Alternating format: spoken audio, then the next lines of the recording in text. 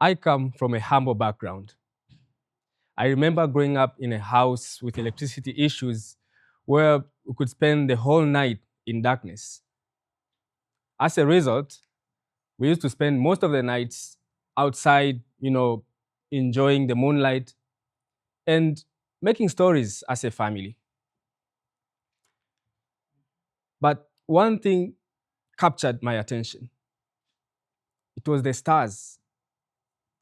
The beautiful nights on the outskirts of Arusha, where you could see the Milky Way belt with your naked eyes, had a lasting effect on my cognitive development as a kid. I loved watching the stars, how they flicker in the sky, and I kept wondering, what could they be? One day, I was left alone in a living room with a kerosene lamp that was running out of fuel. It kept on flickering as it struggled to remain lit. And it took no time for me to notice that it was behaving just like the stars. My mind was stormed with curious ideas. Could stars be little lamps up in heaven? And I was even more concerned, are they running out of fuel? So while I was still thinking, while staring at the flame, I didn't notice that I was moving closer and closer to the lamp until my forehead touched the hot glass chimney. I got burnt that day and I couldn't sleep due to severe pain, but my curiosity did not fade. Now I know that I was right. Stars are burning more or less like the lamp I grew up with. And some of them are even running out of fuel, even though that's not the reason why they flicker. That experience did not just leave me with a scar on my face, but it had a lasting impact on my imagination, the questions I ask, and even the things that I share whenever I meet a group of people. It invisibly made me who I am. When we think about space, we often think about astronauts floating in zero gravity or rovers rolling on a Martian soil. But what if I told you that space is already shaping your life right now in quiet but powerful ways? You see, space is more than a silent ocean holding the moon and planets aloft. It's a force shaping how we communicate, navigate, and even how we understand our own bodies. Today, I want to take you on a journey, not through the solar system, but through the hidden currents that flow from space to our thoughts, communities, and systems. My name is Dr. Johanna Liza. I'm a medical doctor by profession, currently working with Africa Academy for Public Health as a researcher.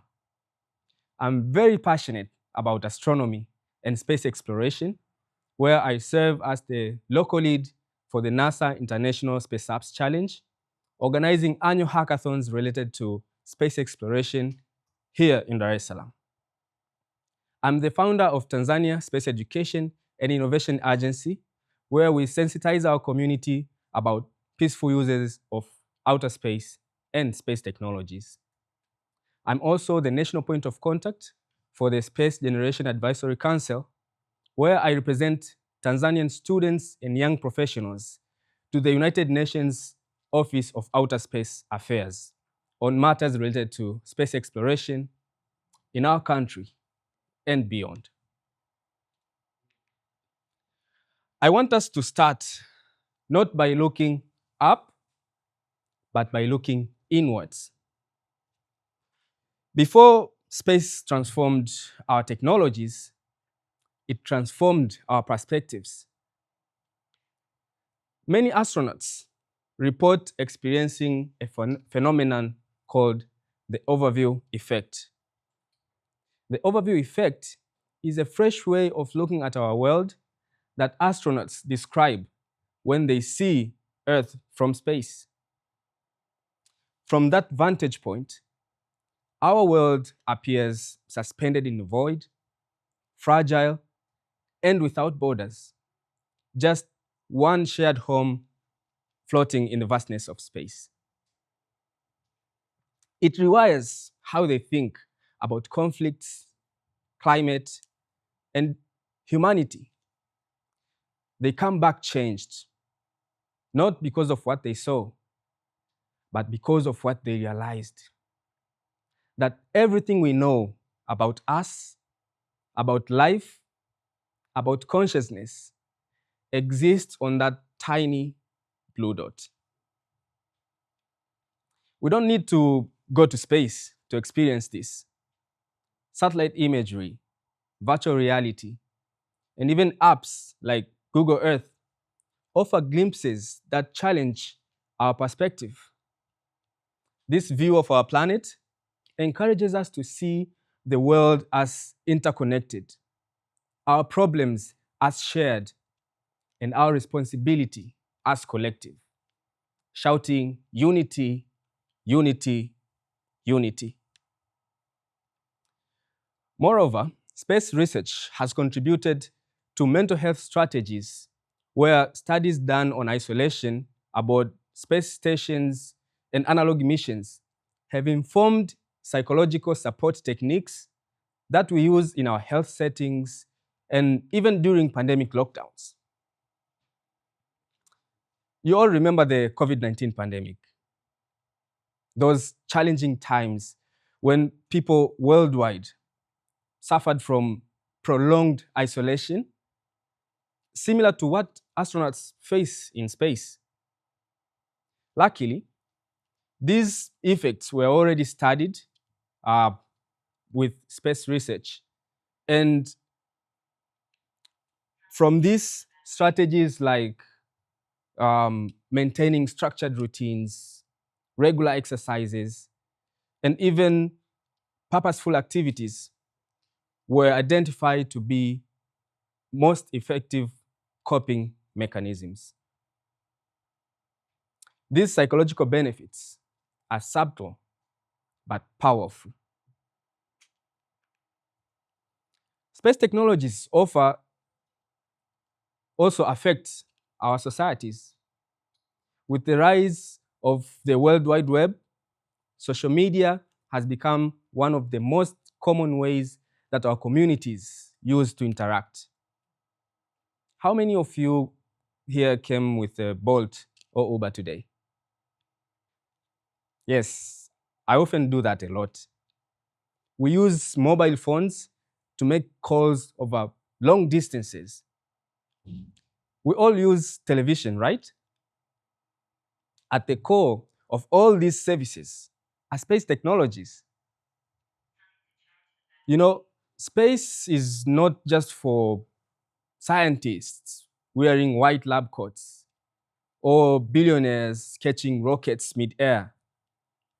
It's actually a mirror that reflects who gets to dream, who is included, and who benefits from technology. And this is where I usually like to say representation matters. Because if we are not intentional, space exploration can widen gaps instead of bridging them. The promise of space must include equity. That is, access to tools, training, and opportunity. So, how many of you know about sickle cell disease? Yeah?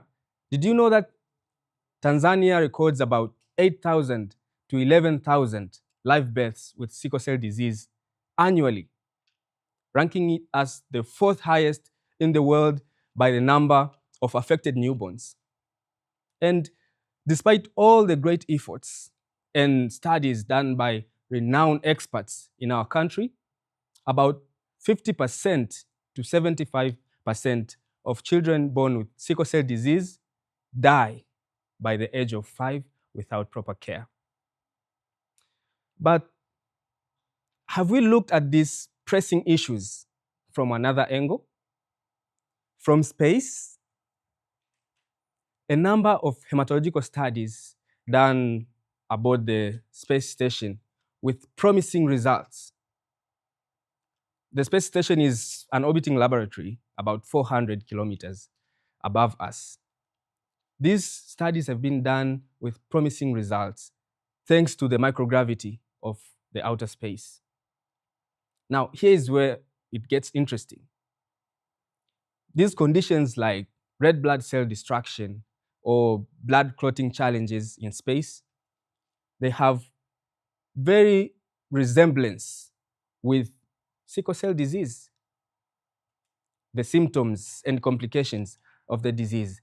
But do you know how many studies have been conducted on sickle cell disease itself? None that I know of. So being aware of these societal currents, societal hidden currents of space exploration will enable us to foster representation of diverse communities and eventually providing solution to problems that have been plaguing us for decades.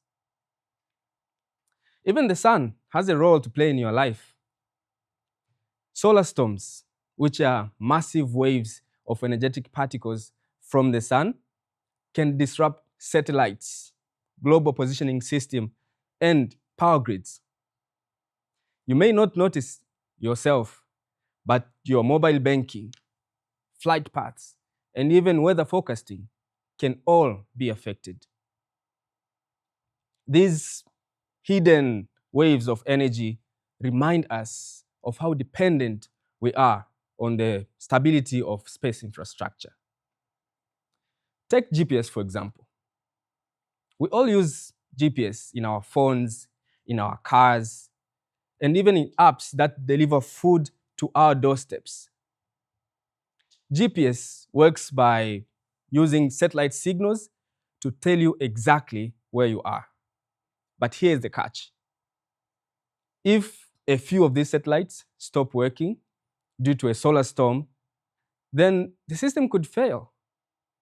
That means lost signals, delayed services, and even grounded planes. Think about what that could do to you. What could that mean to you? Moreover, the presence of space in our systems is only as effective as the policies and education and infrastructure that supports it. Let's say, for example, if the communities aren't trained to analyze satellite data, or they simply don't have access to digital tools, then that potential is lost. The benefits of space are not automatic. They must be activated by local leadership, inclusive governance, and capacity building. So, where is space? Yes, space is 100 kilometers above us, but it's also here within us, around us. The space exploration is not a distant dream. It's an active presence that shapes how we live. Whether you're a teacher or a policymaker or a healthcare worker, space exploration touches your work. So let's pay attention to the currents it creates. Let's build systems that includes everyone. Let's use the insights from space to make life better here on Earth. So I leave you with 3 challenges. 1, stay curious. Ask yourself, how does space influence your environment and your decisions? 2, be inclusive. Amplify diverse voices in education, science, and innovation. 3, think in systems. Use the long view of space exploration to improve your communities. Think about gaps that can be bridged. Think about alternative solutions that we can create.